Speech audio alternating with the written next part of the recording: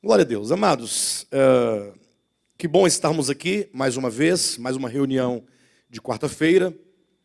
E vamos pegar nossas Bíblias, vamos abri-la no Evangelho de João, no capítulo 15. Hoje eu quero ler um pouco com vocês este capítulo aqui. Vocês sabem que nós estamos no estudo da nossa conferência do ano passado, né? Nós nos baseamos no capítulo 14, 15, 16 e 17 de João. O tema foi a fim de que todos sejam um. E após a conferência, que durou 4 dias, nós nos propusemos a fazer essa conferência nas quartas, no sentido de tratar item por item daquilo que foi dito na conferência e mesmo daquilo que não foi dito em razão do tempo ser muito pouco. Não é? Então hoje eu quero prosseguir lendo com vocês o capítulo 15 do Evangelho de João.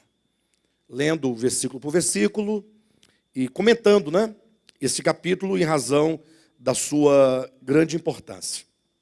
Os capítulos 14, 15, 16 e 17 são uma porção dentro do Evangelho de João muito profunda, muito grande. Grande no sentido não de quantidade, né, mas qualitativamente falando. É uma porção que traz a suma ou cerne do Evangelho de Cristo, porque trata não somente acerca do problema do homem quanto à sua queda, mas, sobretudo, da necessidade do homem de ser redimido. E nesses capítulos, a redenção ela é apresentada de uma maneira muito orgânica. Por que eu digo isso? Porque, geralmente, quando se estuda pela Escritura o tema da redenção, geralmente há uma tendência de se estudar esse tema pela via apenas do aspecto judicial da salvação. Então se fala, por exemplo, que Cristo morreu por nós, o que é uma verdade da Escritura, uma verdade do Evangelho.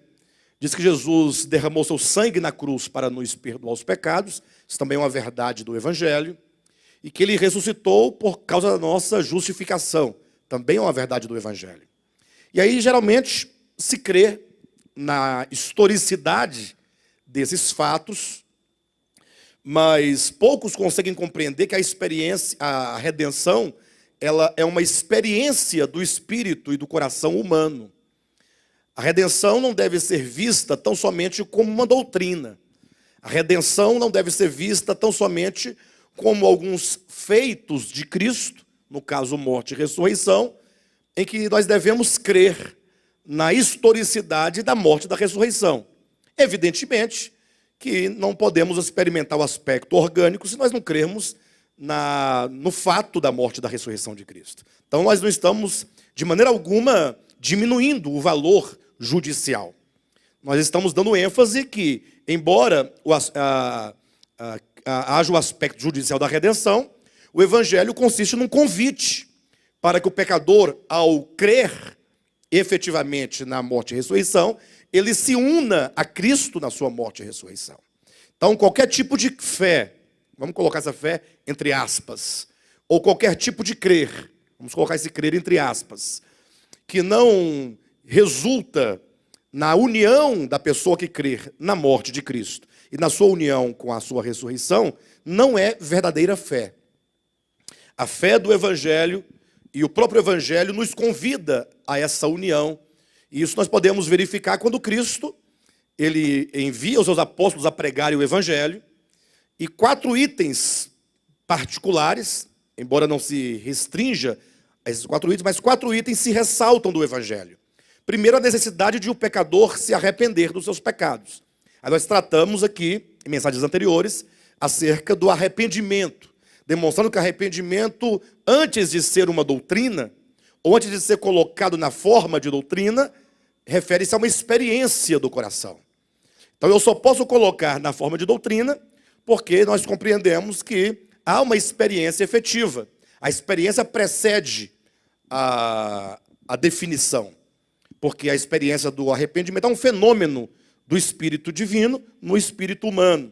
Arrependimento enquanto metanoia, mudança de mente, mudança de vontade, mudança de desejo, mudança de propósito. Ou seja, o ser humano ele sofre na sua mente o que no movimento nós podemos falar que é uma guinada de 180 graus.